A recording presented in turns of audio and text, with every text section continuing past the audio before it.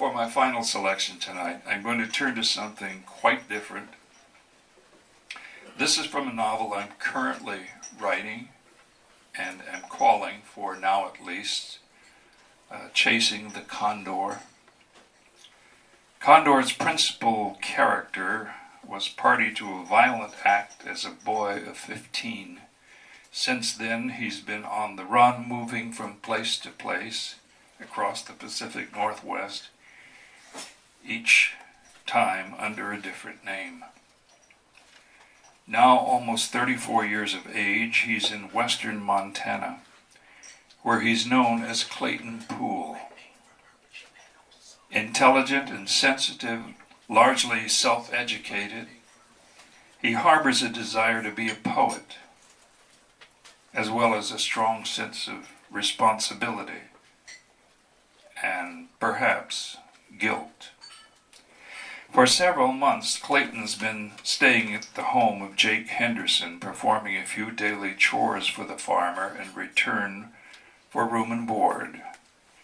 Clayton first met Jake when he rescued his wife, Marjorie, from a bear trap.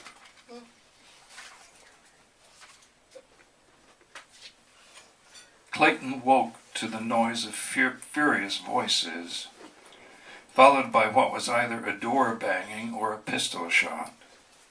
He scrambled out of bed, slipped on his pants, and barefoot and shirtless trotted to the front of the house. A car was planted aslant the gravel driveway, headlamps illuminating figures on the porch steps. Rain was falling, and a hatless man in his shirt sleeves stood halfway between the car and the house, waving his arms wildly and shouting. He'd been there long enough to become quite wet. Approaching the porch, Clayton saw Jake standing there, a woman he'd never seen before, clinging to him, crying. He noticed Marjorie at the back of the porch, horrified. Quickly he pushed past her to join Jake on the steps. "Damaged goods!" he heard the stranger yell. "You hear me? A fucking whore! You can keep your goddamn daughter forever, you got that?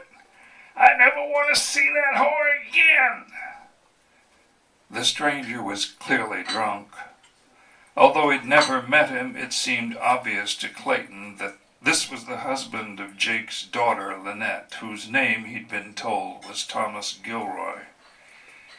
"Get the hell off my property!" Jake yelled at him. In the glare of the headlights, Clayton could see the farmer's jaw muscles twitching. "I never want to see your sorry bones in this state again, you jackass!" Although several yards away, the man made a lurching, threatening move toward Jake, then stopped, noticing Clayton for the first time. "Who the hell are you?" he yelled, his voice hoarse from all his shouting. He blinked and staggered, then righted himself. "None of your goddamn business who he is," Jake shouted back. "He's my hired hand, you sick fool. Now just get out of here before I clock your sorry ass." He passed his daughter into Clayton's arms and began to strip off his belt. Clayton put a hand on Jake's shoulder, but his eyes were fixed on the eyes of the man in the rain. "Never mind, Jake," he said calmly. His tone was quiet but arresting. His voice carried. "The gentleman was just leaving. Let him go." A fierce glare from Gilroy, who stood in the rain a moment longer, breathing heavily, rivers streaming down his face, conflicting feelings flitting across it. Finally he stumbled back toward the open door of his car, mumbling under his breath. "Keep her," he said again. "Goddamn whore. Keep her." He vanished into the car, slammed the door on the second try. The vehicle spun around and fishtailed down the driveway, spewing gravel. Jake's daughter had wound her arms so desperately around Clayton that he had to gently pry her away to return her to her father, where she broke down once again, sobbing into his chest. Giving Jake's shoulder a final squeeze, Clayton turned back toward the doorway. As he passed Marjorie, he saw her studying him.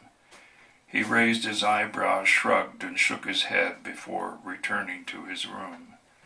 His look said, "You are family. I'm not needed here." In bed, however, fingers laced behind his head, staring at the still ceiling fan, sleep eluded him.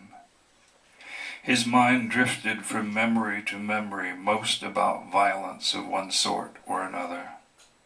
He tried to cut each short, but one unrolled with a vividness that caught him by surprise. The prison, the room, the table where they sat across from one another. He could see it all. Hear the phrase hissed through clenched teeth. "You're the cocksucker's been fucking my wife." It was a long time before he slept. Thank you.